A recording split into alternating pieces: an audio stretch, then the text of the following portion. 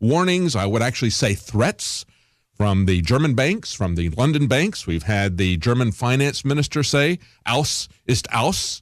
In other words, you get out, you're out. We're not going to cut a deal with you like we did with the Swiss, with the Finns, who are not technically a part of the European Union, but we give them some trade benefits. No, if you vote to leave, we're going to cut you off. So that's a threat from the German finance minister. And then, of course, the British Prime Minister, Cameron, has said it's going to mean war in Europe. We're going to have interest rates soar. And, of course, we've already seen now that they're starting to panic with this. In Germany, we've seen the yield on 10-year German bonds fell into negative territory for the first time ever. That was this morning. And they say it's due to jitters over the UK's upcoming referendum on whether or not they're going to leave the EU. Now, as they threaten interest rates, understand that we've seen massive scandals in LIBOR.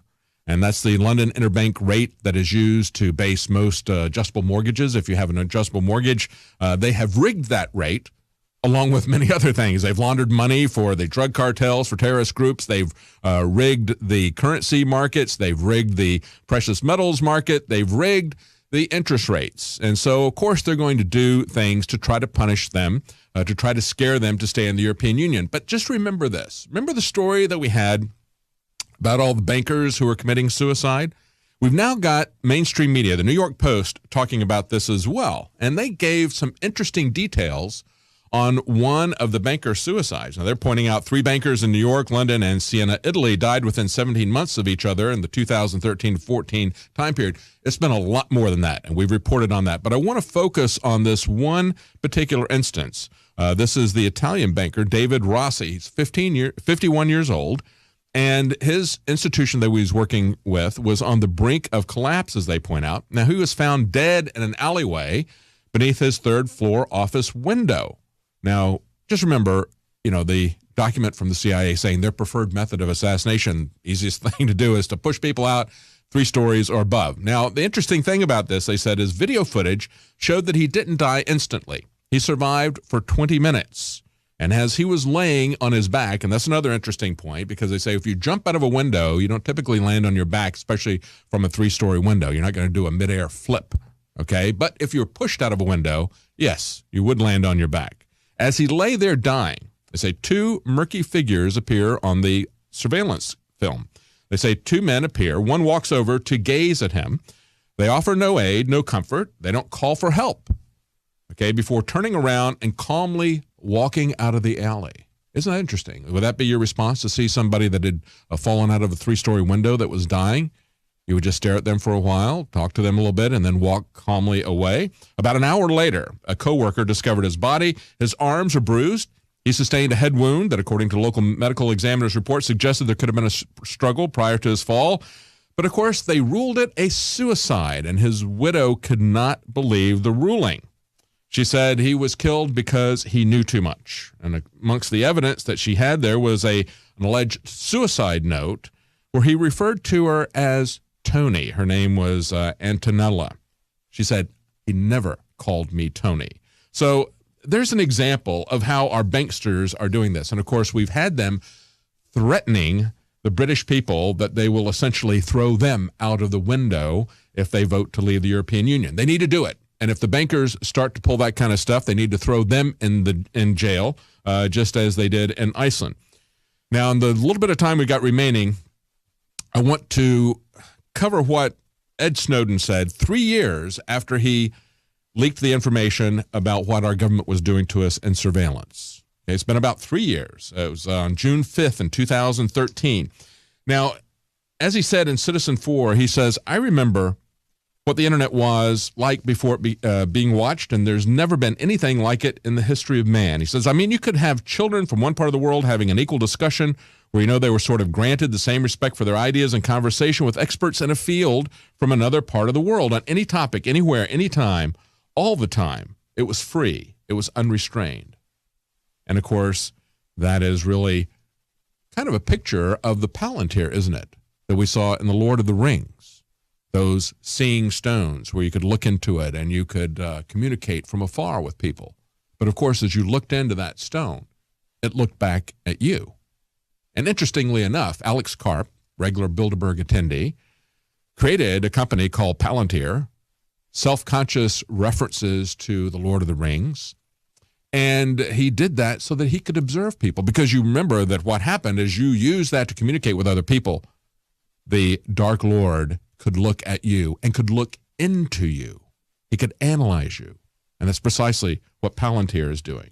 And now we've got the NSA director saying, we will gather data from pacemakers, appliances, and children's toys. Remember a few years ago when David Petraeus said, we're going to get information from you with your refrigerator. Well, of course, the Internet of Things is much larger now. And at this conference, it just happened June 10th in Washington, D.C., the NSA's deputy director said, we're looking at it from a sort of theoretical view. Yeah, we haven't really done it yet, but we're going to get information from biomedical devices. We're going to get it from your children's toys. He says the first time you update software, you introduce vulnerabilities or variables. It's a good place for us to penetrate into your devices. That's the kind of in-your-face spying that we've now come to expect from our government. And a big part of that was Snowden's revelations. And he goes on to say this. He says, if your phone has been hacked, you would never know. He says, for example, if they really want to know what I'm doing, but the NSA wants to pop in my box, they're going to do it, even though I know what's happening. He says, every part of our private life today is found on someone's phone. We used to say a man's home is his castle. Today, a man's phone is his castle. And he goes on to say, the information that they're getting from you is the same information they would do if they had a private investigator following you from place to place. That's the way you need to understand that. Joe Biggs here with INFOWARS.com. Now we're in Orlando, Florida, where we've been on scene investigating the terror attack that happened at the Pulse nightclub early Sunday morning. We've had opportunities to listen to multiple witnesses, people there, survivors, friends of those who are in the hospital, saying that they heard multiple shooters. And now we have this breaking news from the FBI. The FBI says that the wife of Omar Mateen had knowledge of this attack going to be carried out. She was with him when he bought the ammunition, the guns. She actually drove him to Disney to case the joint. That was another possible location. And she drove him numerous times to the Pulse nightclub. But this is the thing, though. Days ago, when the FBI went and visited her and asked if she knew anything about this, knew that he was going to carry out these attacks, she said no. And now we have this information that she did know. We also know that the father, who is from Afghanistan, who was very pro-Taliban, spewed out a lot of hatred about killing homosexuals. Now, we already know about the attacks that happened in San Bernardino. The radicalized wife talked this guy into doing this whole thing, carrying out that attack there in San Bernardino. And now we might possibly have another couple that was inspired by the couple in San Bernardino. So this is breaking right now. We're going to give you more updates as they happen. I'm Joe Biggs with INFOWARS.com.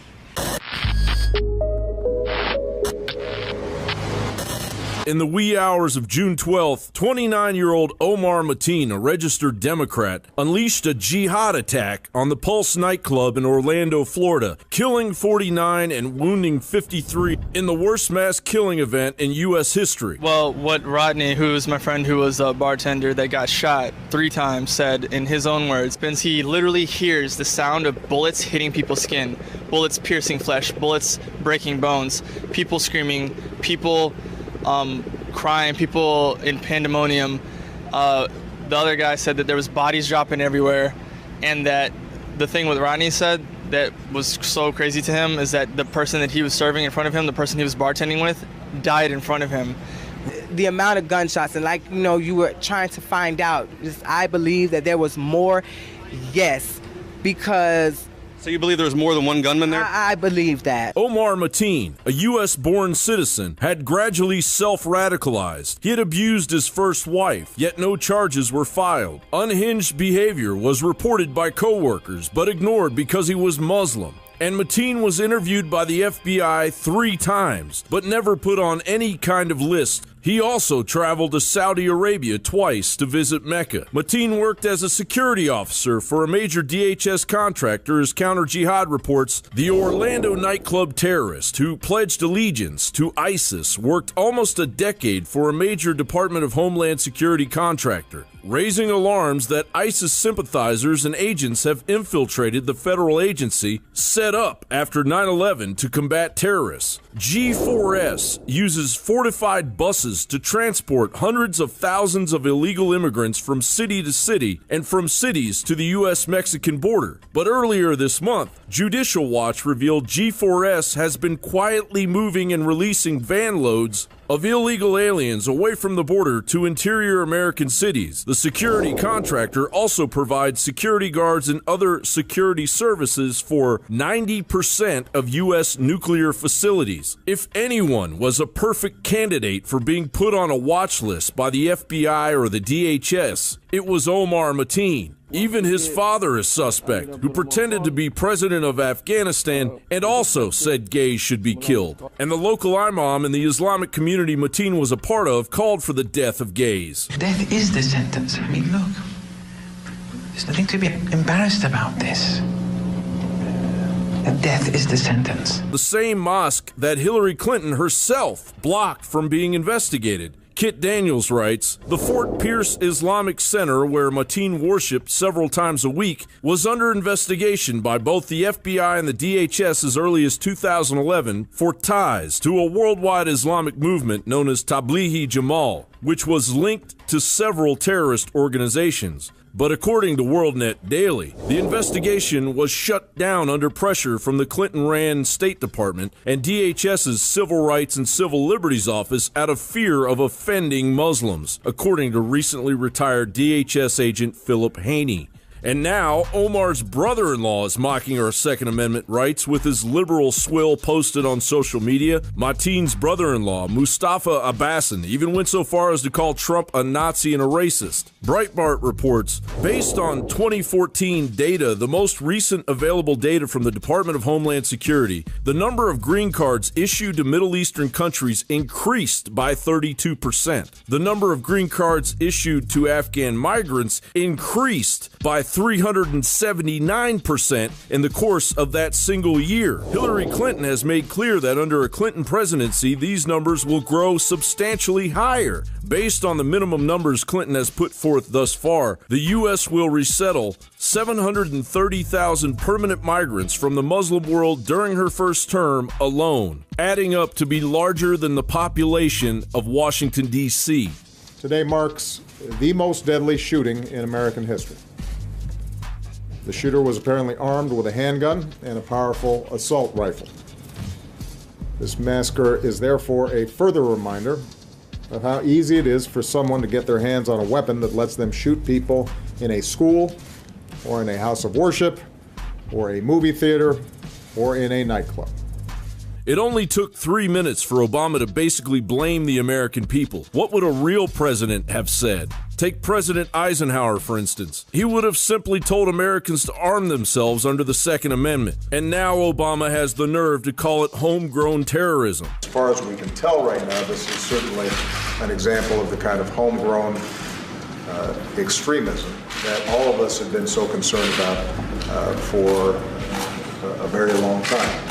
Obama, there is nothing even remotely resembling American values or culture in this attack. Stop using homegrown terror for your sound bites. You're clearly blaming the American people for beliefs that originate in the Middle East. They are not grown here at home. This new benchmark of the brutal slaughter of Americans on American soil is a clear indication that the FBI, DHS, and federal government are not only unable to do the job our tax dollars are funding, bottom line, they are growing the radical Islamic invasion. How about that for homegrown, Obama? Carlos the Jackal wrote a foreword to an Islamist book recently from prison. Of course, they let him do that. You know, he's got a suite in prison.